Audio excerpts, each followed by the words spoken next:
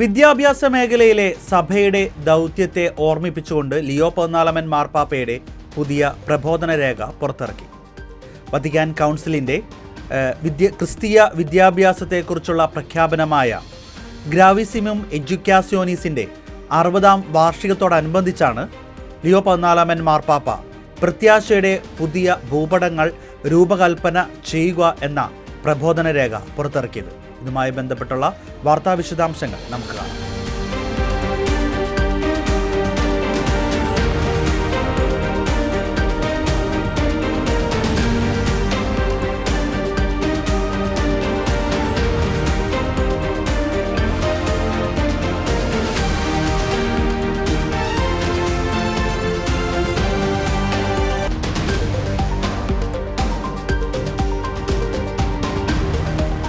Fratelli, care sorelle, trovarsi in questo luogo durante l'anno giubilare è un dono che non possiamo dare per scontato.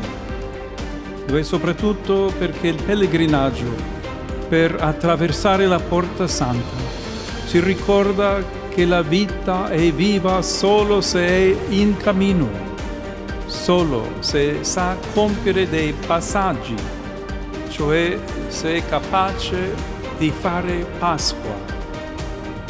È bello pensare alla Chiesa allora che in questi mesi, celebrando il Giubileo, sperimenta questo essere in cammino, ricordando a se stessa di avere costantemente bisogno di convertirsi, di dover sempre camminare dietro Gesù senza tentennamenti e senza la tentazione di sorpassarlo, di essere sempre bisognosa di Pasqua, cioè di passare dalla schiavitù alla libertà, dalla morte alla vita.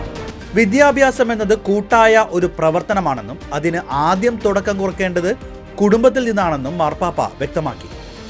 ചോദ്യങ്ങളെ നിശബ്ദമാക്കാതെയും സംശയങ്ങളെ പുറന്തള്ളാതെ ഹൃദയവുമായി സംഭാഷണം നടത്തുക എന്നതാണ് വിദ്യാഭ്യാസത്തിൻ്റെ രീതി.